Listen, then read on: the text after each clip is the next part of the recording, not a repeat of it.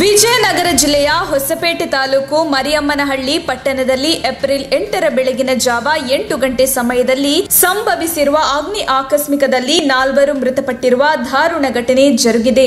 ಇನ್ವರ್ಟರ್ನ ದೋಷದಿಂದ short circuit ಸಂಭವಿಸಿದ್ದು ಪರಿಣಾಮ ಬೆಂಕಿ ಹೊತ್ತಿಕೊಂಡಿರಬಹುದೆಂದು ತಿಳಿಯಲಾಗಿದೆ. ಪಟ್ಟಣದ ಬಿಜೆಪಿ ಮುಖಂಡ ಹಾಗೂ ಕಿರಾಣಿ ಅಂಗಡಿ ವ್ಯಾಪಾರಿ ಆರ್ಯ ವೈಶ್ಯ ಸಮಾಜದ ಮುಖಂಡರಾದ ವೆಂಕಟ ಪ್ರಶಾಂತ್ ಮನೆಯಲ್ಲಿ ಈ ದುರ್ಘಟನೆ ಜರುಗಿದೆ. ಮನೆಯಲ್ಲಿ ಒಟ್ಟು 6 ಜನ ಸದಸ್ಯರಿದ್ದರು. ಅದೃಷ್ಟವಶಾತ್ ಮನೆಯ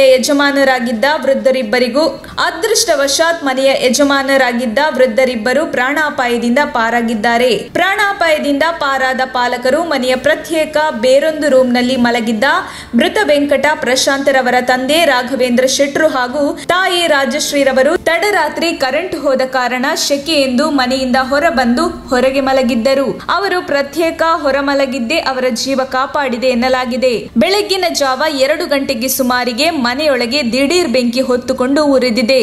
ಬೆಂಕಿ ಹೊತ್ತಿಕೊಂಡ ಪರಿಣಾಮ ಎಸಿಯಲ್ಲಿನ ಅನಿಲ ಸೋರಿಕೆಯಾಗಿದ್ದು ಭಾರಿ ಬೆಂಕಿ ಹಾಗೂ ಹೊಗೆಯಿಂದ ಉಂಟಾಗಿ ಉಸಿರುಕಟ್ಟಿದೆ. ಮನೆಯಲ್ಲಿ ಭಾರಿ ಹೊಗೆ ತುಂಬಿಕೊಂಡಿರುವ ಹಿನ್ನೆಲೆಯಲ್ಲಿ ಉಸಿರುಕಟ್ಟಿದ್ದರಿಂದಾಗಿ ಮನೆಯಲ್ಲಿರುವ 4 ಮೃತಪಟ್ಟಿದ್ದಾರೆ ಎನ್ನಲಾಗಿದೆ.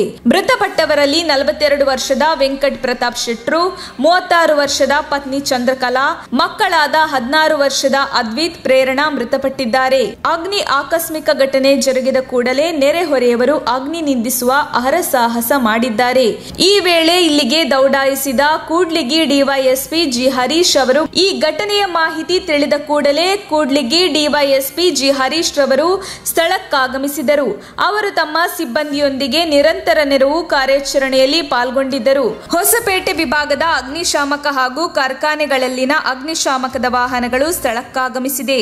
ನಿರಂತರ ಕಾರ್ಯಾಚರಣೆ ನಡೆಸಿ ಅಗ್ನಿ ನಂದಿಸುವಲ್ಲಿ ಯಶಸ್ವಿಯಾಗಿದ್ದಾರೆ ಮತ್ತು ಹೆಚ್ಚಿನ ಅನಾಹುತವನ್ನು ತಪ್ಪಿಸಿದ್ದಾರೆ. ಸ್ಥಳಕ್ಕೆ ಹಗರಿ ಬೊಮ್ಮನಹಳ್ಳಿ ಸಿಪಿಐ ಮಂಜಣ್ಣ, ಎಂಎಂ ಹಳ್ಳಿ ಪಿಎಸ್ಐ ಹನುಮಂತಪ್ಪ ಸ್ಥಳದಲ್ಲಿದ್ದು ಡಿವೈಎಸ್ಪಿ ಹರೀಶರವರ ನೇತೃತ್ವದಲ್ಲಿ ನೆರವು ಕಾರ್ಯಾಚರಣೆ ಮಾಡಲಾಯಿತು. ವರದಿ ಮುರಳೀಧರನ್ ಆರ್ ಹಿರಿಯೂರು.